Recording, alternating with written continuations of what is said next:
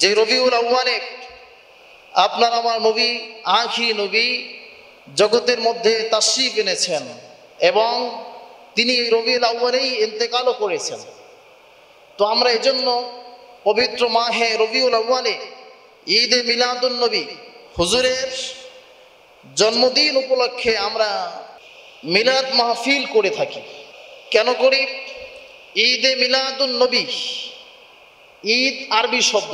ঈদ কোন শব্দ? আরবি শব্দ। ঈদ শব্দের অর্থ হচ্ছে আনন্দ, খুশি। ঈদ শব্দের অর্থ কি? আনন্দ, খুশি। মিলাদ মানে জন্ম। মিলাদ মানে কি? মাউলিদ থেকে এসেছে। মিলাদ মানে কি? জন্ম। নবী মানে নবীর জন্ম বৃত্তান্ত, অর্থাৎ নবীর জন্মে আমরা খুশি। এজন্য আমরা ঈদে মিলাদুন নবী মাহফিল করে থাকি। কথা বুঝে আসছে? নবীর জন্মে তামাম জগৎ খুশি ছিল। তামাম জগৎ কি ছিল? খুশি ছিল। একমাত্র বেজার ছিল মিস্টার ইবলিস। কে ছিল? মিস্টার ইবলিস ছিল বেজার। কাজী আমরা ওই ইবলিসের খালাতো ভাই না যে বেজার হব। এই জন্য ঈদে মিলাদুন নবীতে রবিউল আউয়ালে নবীর জন্মদিন উপলক্ষে আমরা আনন্দ প্রকাশ করি, আমরা এটা উদযাপন করি। কথা বুঝে আসছে? কারণ কি? আমরা আমাদের আকীদা এতটুকু যে আমাদের নবী মারা যান নাই। শুধু আমাদের নবী নন, কোন নবী মারা যান নাই, কিন্তু ইন্তেকাল করেছেন। কি করেছেন? ইন্তেকাল করেছেন। এখন দলিল হচ্ছে একটা, যে ইন্নাকা মাইয়ুতুন ওয়া ইন্নাহুম মাইয়ুতুন, যে আমরাও মারা গেছি, নবীও মারা গেছে, আমরাও মারা যাব। না ভাই, আপনি আর আমি আর নবী তো সমান কথা নয়। নবীরা ইন্তেকাল করেছেন, মারা যান না। ইন্তেকাল শব্দের অর্থ হচ্ছে স্থান ত্যাগ করেছেন, স্থানের পরিবর্তন হয়েছে। জোরে বলেন না সুবহানাল্লাহ। মারা যাওয়া আর ইন্তেকাল এক কথা নয়। শুধু আমাদের নবী নন, সমস্ত আম্বিয়ায়ে কেরাম তাদের নিজ নিজ কবরে রওজা শরীফের মধ্যে জীবিত আছেন। বলেন সুবহানাল্লাহ। আল আম্বিয়া ওয়া হিয়াউন ফি কুবুরিহিম ওয়া হুম ইউসাল্লুন। অন্য একটি বর্ণনা আসছে ওয়া হুম ইউরযাকুন। আল্লাহ নবী বলেছেন যে সমস্ত নবীরা তাদের নিজ নিজ রওজায় জীবিত। জীবিতই নন, তারা দাঁড়ায়া দাঁড়ায়া নামাজ আদায় করেন। যারা বলেন সুবহানাল্লাহ। তাহলে জীবিত মানুষের রিজিকের প্রয়োজন আছে, এজন্য ওহুম ইউরযাকুন, আল্লাহ তাআলা তাদেরকে জান্নাত থেকে রিজিকের ব্যবস্থা করে থাকেন। সুবহানাল্লাহ। ভাই বোঝা সহজ। আল্লাহ তাআলা কোরআনুল কারীমের মধ্যে বলছেন, ওয়ালা তাকুলু লিমান ইউকতালু ফি সাবিলিল্লাহি আমওয়াত বাল আহইয়া ওয়ালাকিন লা তাশউরুন। দ্বীনের জন্য যারা আল্লাহর রাস্তায় দ্বীনের কালেমার পতাকা উড্ডীন করার জন্য, দ্বীনকে জিন্দা রাখার জন্য যারা ইন্তেকাল করে, এদেরকে তোমরা মৃত্যু বলো না, এরা জীবিত। এরা কি? জীবিত, এরা শহীদ। এদেরকে তোমরা মৃত্যু বলো না।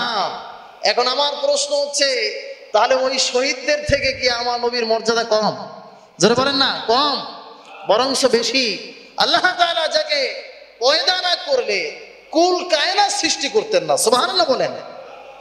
এজন্য প্রিয় ভাইরা আমার, আফসোস লাগে যখন এই হাদিসটা দিয়ে আমরা দলিল দেই, তখন বলে যে হাদিস জয়ীফ, দুর্বল। কিন্তু আমার কিছু ভাইরা যখন এই হাদিসের আলোচনা করে তখন খুব মিঠা লাগে। তাদের বেলায় ঠিক আছে, আমরা বললে দুর্বল। অথচ আল্লাহ তাআলা বলছেন হাদিসে কুদসি। হাদিসে কুদসি ওই হাদিসকে বলা হয় যে হাদিসের মধ্যে আল্লাহ তাআলা সরাসরি কথা বলে থাকেন। আল্লাহ তাআলা বলছেন যে লাউলা কালামা খলাকতুল আফলাক। নবী গো, দোস্ত আমার, আমি যদি আপনাকে পয়দা না করতাম, সৃষ্টি না করতাম, তাহলে আমি তামাম জগৎ সৃষ্টি করতাম না। জোরে বলেন না সুবহানাল্লাহ। এবার আপনারাই বলেন, তাহলে সেই নবীর মর্যাদা বেশি না শহীদদের মর্যাদা বেশি? নবীর মর্যাদা বেশি, কারণ যেই নবী না হলে তো কিছুই হতো না। এজন্য প্রিয় ভাইরা আমার, আল্লাহর হাবিব সাল্লাল্লাহু আলাইহি ওয়াসাল্লাম বলেছেন সমস্ত নবীরা তাদের নিজ নিজ রওজা মোবারকে জীবিত। জোরে বলি সুবহানাল্লাহ। কাজী আমাদের নবীও জিন্দা, তিনি মারা যান না, ইন্তেকাল করছেন। এই জন্য মৃত্যুবার্ষিকী করি না আমরা, এই জন্য ঈদে মিলাদুন নবী আনন্দ প্রকাশ করি। জোরে বলেন সুবহানাল্লাহ। আমার ভাইরা, সূরা ইউনূসের মধ্যে ৫৮ নম্বর আয়াতে আল্লাহ তাআলা ইরশাদ করেছেন, কুল বিফাদলিল্লাহি ওয়া বিরহমাতিহি ফাবিযালিকা ফালইফরাহু হুয়া খায়রুম মিম্মা ইয়াজমাউন। এই আয়াতের অর্থ হচ্ছে যে রাসূল, আপনি ঘোষণা দেন তোমরা আল্লাহর অনুগ্রহ তথা রহমত পেয়ে আনন্দ প্রকাশ করো, এটাই হবে তোমাদের জন্য উত্তম। জোরে বলেন সুবহানাল্লাহ। এই আয়াতের তাফসীর করেছেন রাইসুল মুফাসসিরিন হযরত আব্দুল্লাহ ইবনে আব্বাস রাদিয়াল্লাহু তাআলা আনহু বলেছেন যে এখানে রহমত দ্বারা আল্লাহর হাবিব সাল্লাল্লাহু আলাইহি সাল্লামকে বোঝানো হয়েছে। সুবহানাল্লাহ বলেন। কাকে বোঝানো হয়েছে? নূর নবীজিকে বোঝানো হয়েছে এই রহমত দ্বারা, ওয়া বিরহমাতিহি, রহমত দ্বারা বোঝানো হয়েছে তিনি হলেন আমাদের জন্য শ্রেষ্ঠ নেয়ামত। ঠিক কিনা বলেন? আল্লাহ নবীর চাইতে বড় নেয়ামত আর কিছু হতে পারে? যারা বলেন না হতে পারে। এজন্য আল্লাহ বলছেন আমার অনুগ্রহ তথা রহমত নেয়ামত পেয়ে আনন্দ প্রকাশ করো। সুবহানাল্লাহ। আল্লাহ তাআলা সূরা আম্বিয়ার মধ্যে কোট করেছেন ওমা আরসালনাকা ইল্লা রাহমাতাল লিল আলামিন। হাবিব দোস্ত আমার, আমি আপনাকে তাম জগতের জন্য রহমত স্বরূপ প্রেরণ করেছি। সুবহানাল্লাহ। হুজুর রহমত নিয়ে আসেন নাই, রহমত হইয়া আসছেন। নিয়ে আসা এক জিনিস আর রহমত হইয়া আসা আরেক জিনিস। ঠিক কিনা বলেন? তা তাম জগতের জন্য আপনার আমার নবী হচ্ছেন রহমত, আপনার আমার নবী হচ্ছেন নেয়ামত। এই জন্য আমরা ঈদে মিলাদুন নবী করে থাকি, আমরা ইন্তেকাল বার্ষিকী করি না। কথা বুঝে আসছে? কারণ আমাদের আকীদা স্পষ্ট, আহলে সুন্নাহ ওয়াল জামাতের একই আকীদা। সে থাকুক না যে কোনো সিলসিলায় বিভক্ত থাকতেই পারে, এটাই আকীদা যে সমস্ত নবীরা নিজ নিজ রওজায় জীবিত, আমাদের নবীও জীবিত। এজন্য আমরা আপনার ইন্তেকাল বার্ষিকী করি না, ঈদে মিলাদুন নবী করে থাকি। জোরে বলেন সুবহানাল্লাহ। কিন্তু আফসোস লাগে, দেখেন একই মাহফিল, একই প্রোগ্রাম, নামের ভিন্নতা আছে। একই ব্যানারে কি নামের ভিন্নতা?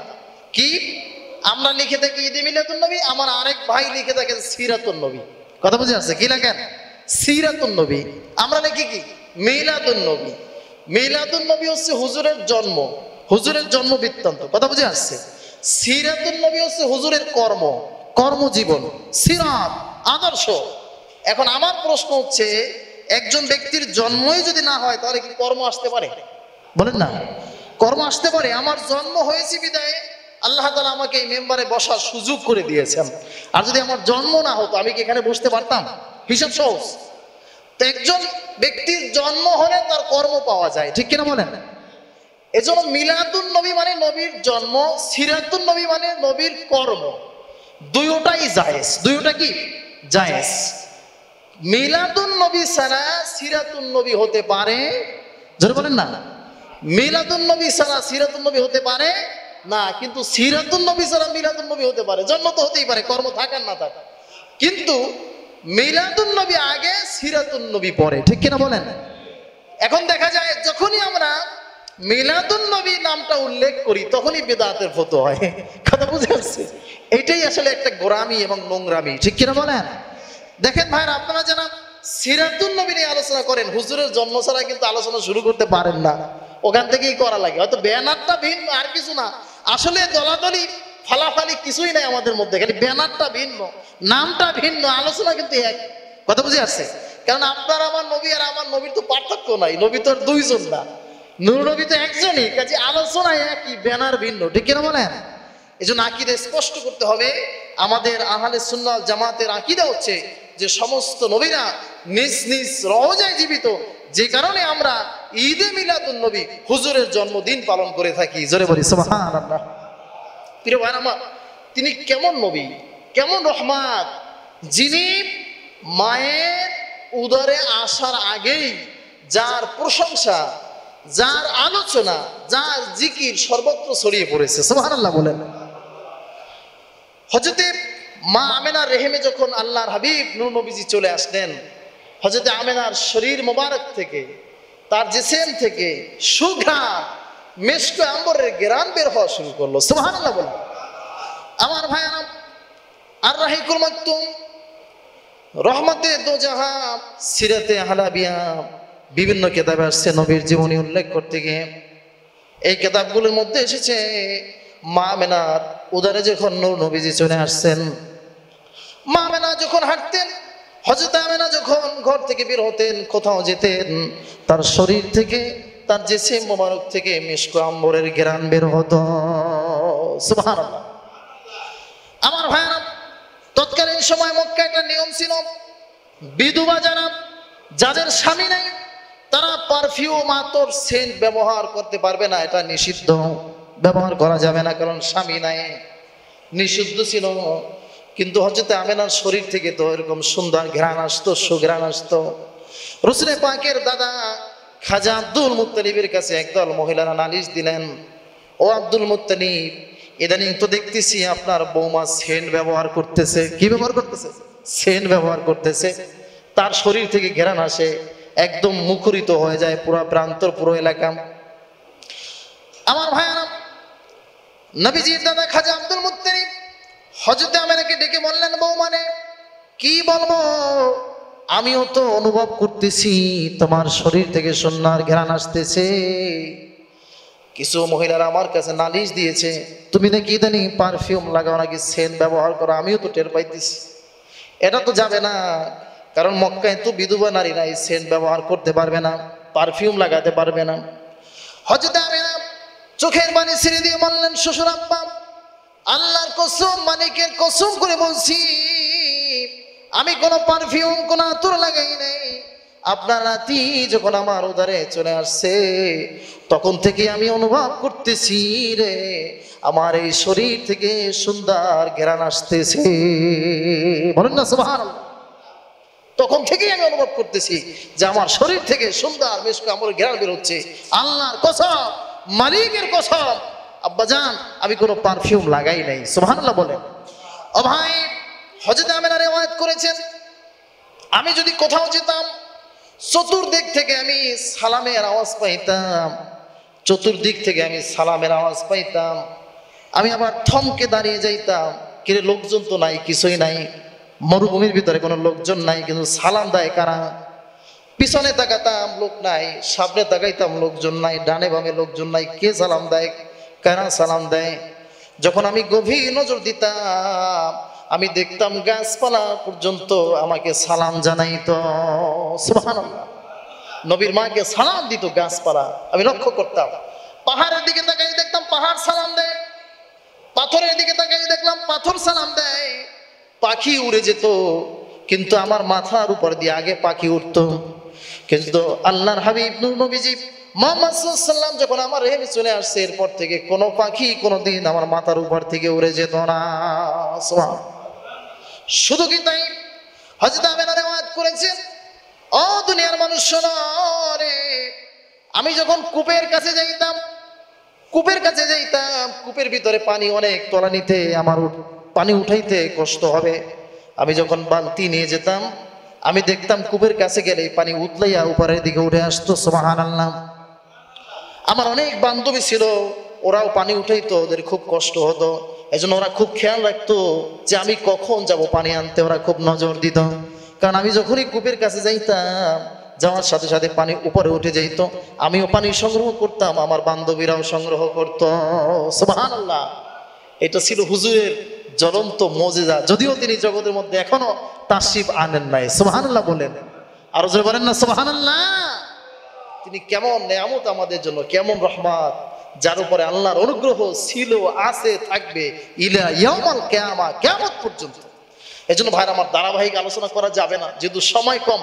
এজন্য আপনাদের খেদমতে আমি আরজ করছি সূরা নিসা থেকে 64 নম্বর আয়াতের একটা অংশ বিশেষ, যে আয়াতের মধ্যে আল্লাহ তাআলা বলেন, ওয়ালাউ আন্নাহুম ইযলামু আনফুসাহুম জাউকা ফাস্তাগফিরুল্লাহা ওয়াস্তাগফারা লাহুমুর রাসূল লাওয়াজাদুল্লাহা তাওয়াবার রহিমা। জোরে বলেন সুবহানাল্লাহ।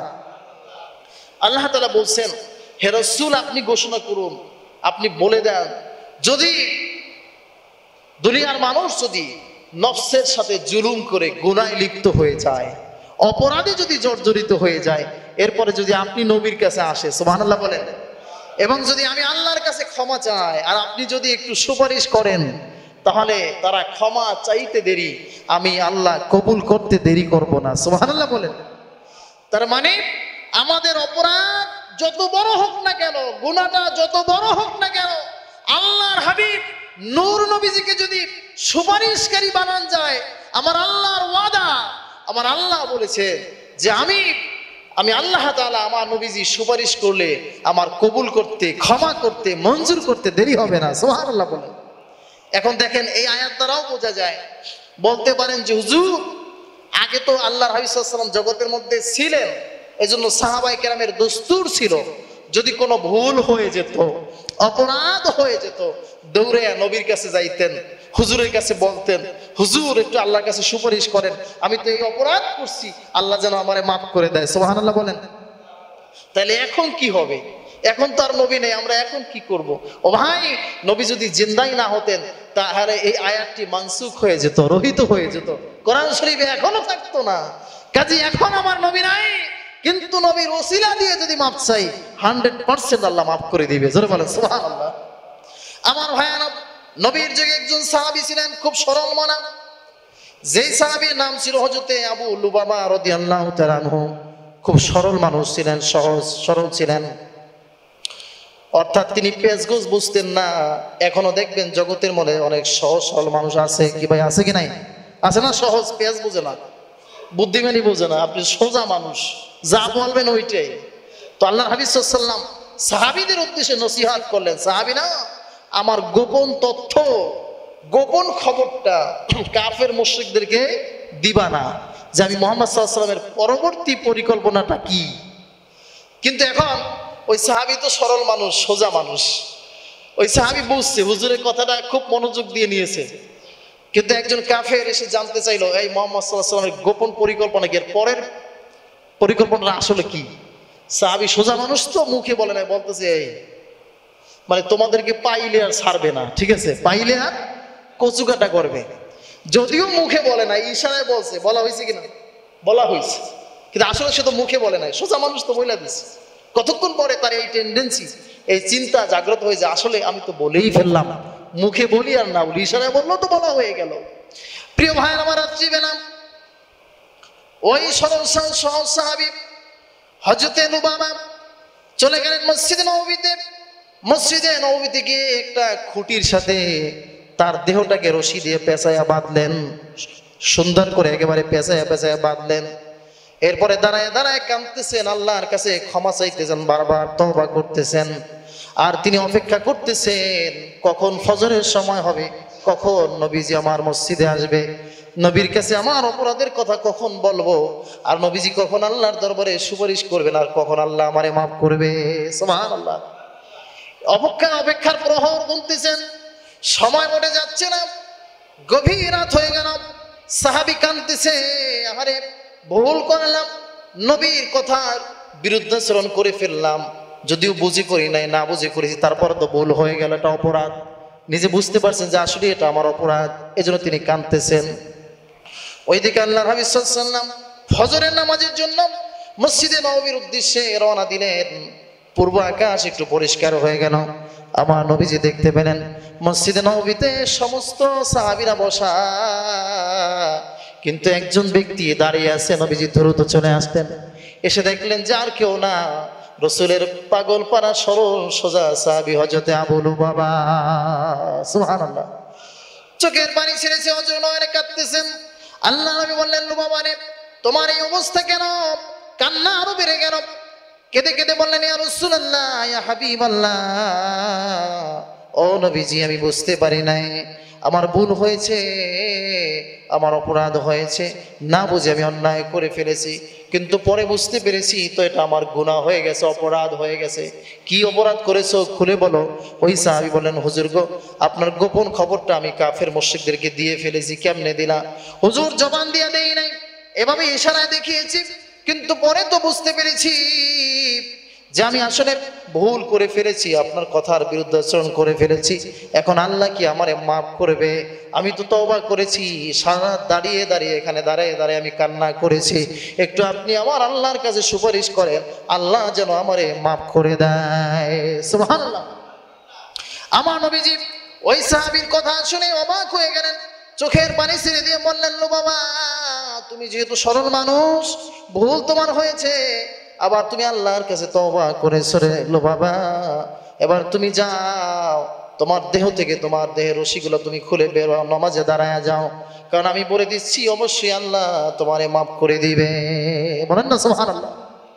এমন সাহাবী বললেন, ইয়া রাসূলুল্লাহ, আপনার কথা সত্য, আপনি বললে সেটা বিফলে যায় না, আপনি হ্যাঁ বললে হালাল হয়, না বললে হারাম হয়ে যায়, অবশ্যই আল্লাহ আমারে মাফ করে দিবেন, তবে বেয়াদবি মাফ করে দেন।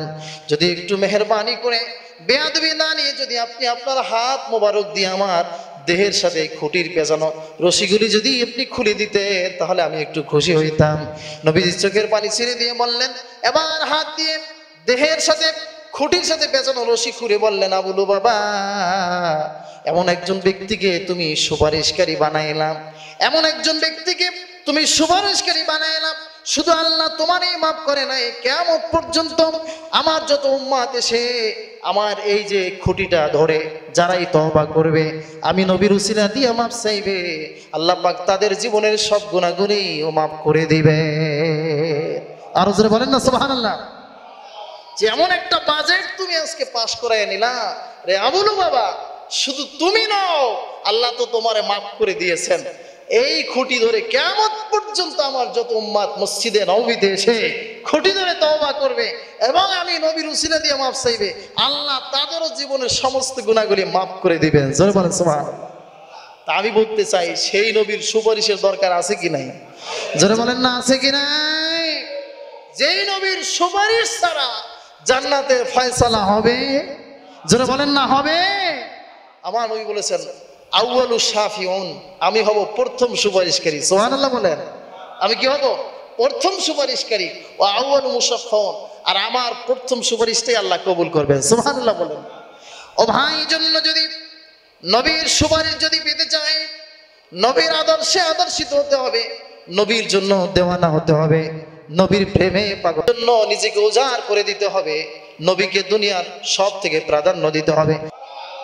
হাজিরিন, এজন্য নবীর প্রেম থাকতে হবে। কার প্রেম? নবীর প্রেম থাকতে হবে, ভালোবাসা থাকতে হবে, মহব্বত থাকতে হবে, নবীকে চিনতে হবে, নবী সম্পর্কে জানতে হবে। যত বেশি নবীকে নিয়ে আলোচনা হবে তত বেশি নবীর প্রতি মহব্বত ভালোবাসা বৃদ্ধি পাবে। ঠিক কিনা বলেন? এজন্য ভাইরা আমার, আল্লাহ তাআলা বলছেন, আন-নাবিয়্যু আওলা বিল মুমিনিনা মিন আনফুসিহিম ইলা আখিরিল আয়া, মুমিনদের কাছে নবী হচ্ছে তাদের জানের চাইতে বেশি প্রিয়। সুবহানাল্লাহ।